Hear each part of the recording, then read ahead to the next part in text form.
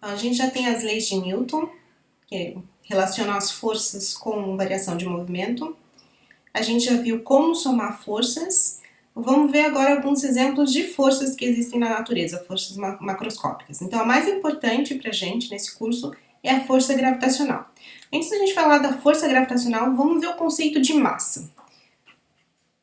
Massa, pela equação da lei de Newton, que A é F sobre m, a massa é a resistência de um corpo à variação de movimento. Por isso que a gente chama essa massa aqui de massa inercial.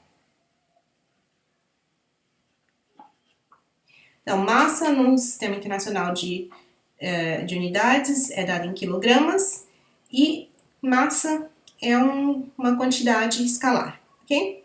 Então, esse é o conceito de massa. Força gravitacional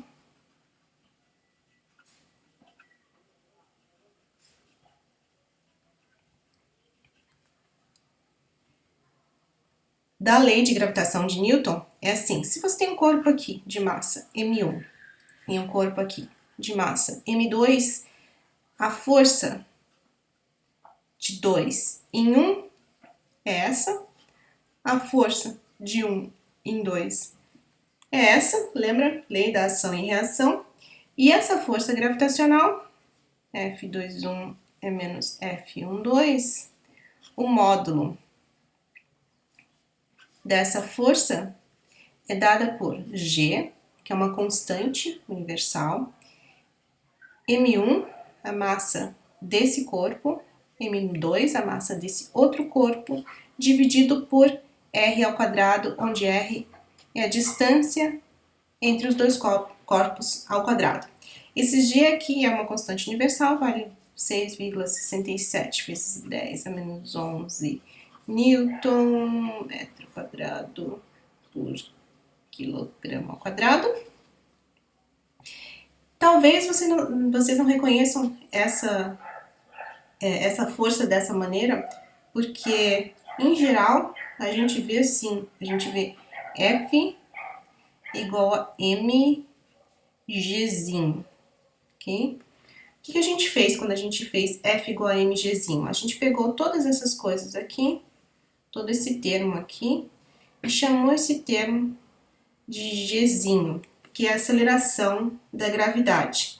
Então, estão vendo que a aceleração da gravidade depende da massa do corpo que está atraindo. Então, aqui você está considerando que só tem dois corpos que importam, ok? Então, a massa do corpo que está atraindo, então, quando, em geral, a gente dá o valor para esse Gzinho de 9,8 metros por segundo ao quadrado, significa que a massa é a massa da Terra, ok? A massa que a Terra faz em um corpo que está na superfície dela. Então, esse R aqui é o raio da Terra, porque a gente está considerando o G na superfície da Terra.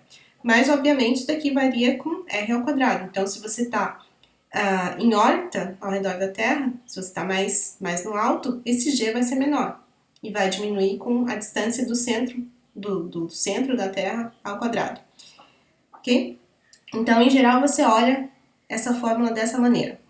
Mas olha, uma coisa engraçada é que isso daqui é a força gravitacional. Vou colocar aqui um G de gravitacional.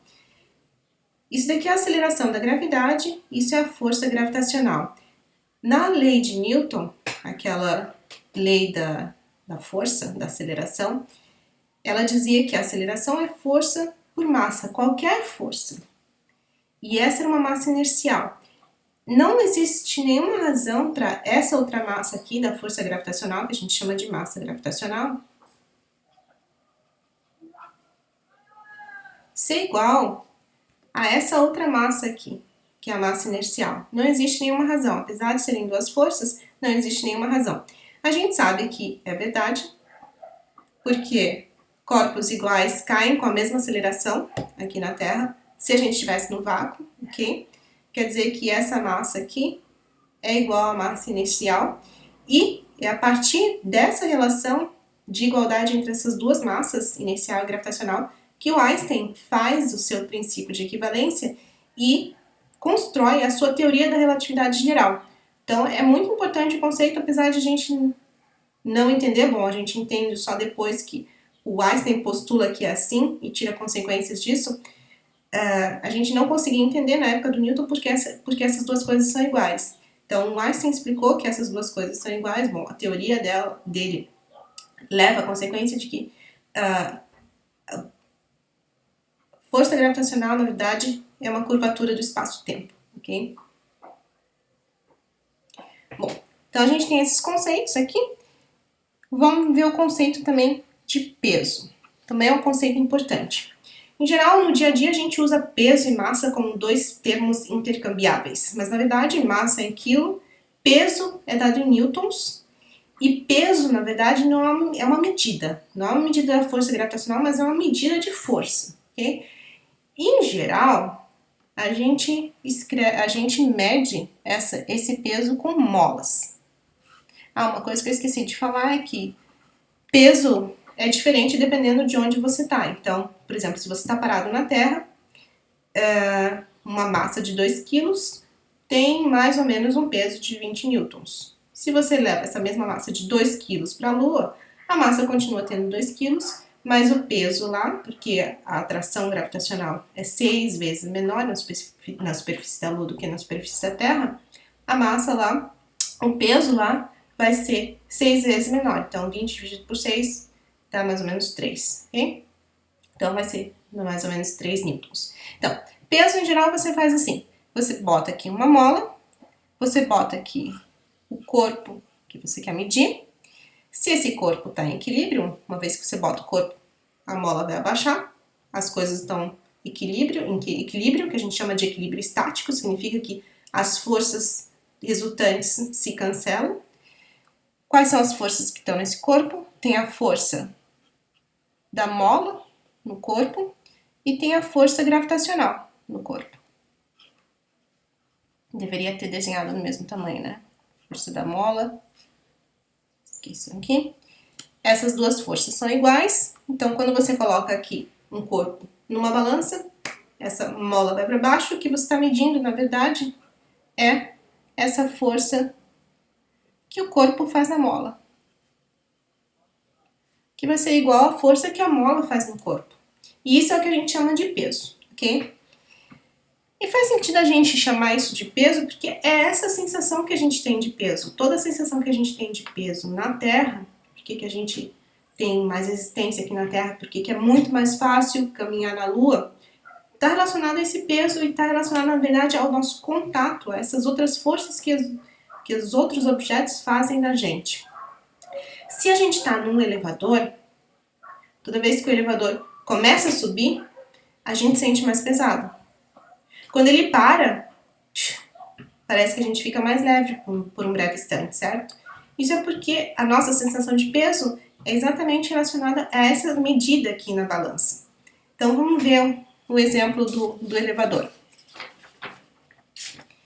Você está aqui no elevador.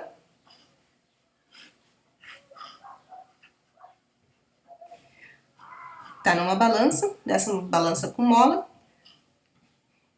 E imagina que o elevador está subindo com uma aceleração resultante para cima. Se a gente desenhar nosso sistema de coordenadas e as forças, quais são as duas forças que existem em você, nessa pessoa que está aqui? Existe nessa pessoa que está aqui a força da balança, a força da mola em você, da mola da balança em você, e a força da gravidade, okay? Que está te atraindo para baixo. Então, tem a força da gravidade para baixo, a força da mola da balança para cima. E aí é interessante desenhar aqui a resultante. Essa é a força resultante. Tem que ser uma força resultante para cima, porque a sua aceleração está sendo para cima, ok? Então, o que está fazendo você ir para cima? Tem essa corda aqui, então tem o motor do elevador que está puxando essa corda, fazendo uma tensão nessa corda. Essa tensão nessa corda está fazendo uma força aqui na mola. Essa mola vai fazer uma força aqui em você. Então, essa transmissão da força está sendo... A força puxada do motor do elevador está sendo transmitida para você pela balança. Então, o resultante aqui é essa força resultante. Se não tivesse a balança, ia ser o chão do elevador, ok? Então, tem essa força resultante Tem que ter uma força resultante porque você tem uma aceleração resultante para cima. Então, tem que ter uma força resultante. Se você olha dessa maneira aqui, ó, força resultante é força da mola mais força gravitacional. Essas duas coisas são antiparalelas. Então, se você escrever em módulo, força resultante, que é M vezes A. Lembrem, M vezes A é sempre a força resultante, ok? É força da mola em você. Então, força da mola mais Fg, que é Mg. Então, a força da mola é Ma. Opa, eu fiz... aqui é menos, né? Força da mola menos o módulo. Então, força da mola é Ma mais Mg. Então, isso daqui é o peso quando você está... O Mg é o peso quando você está parado. Mas o peso, quando você está subindo no elevador, a sua sensação de quão pesado você é, tem mais esse termo Ma aqui. Então, por isso que você tem essa sensação de estar mais pesado.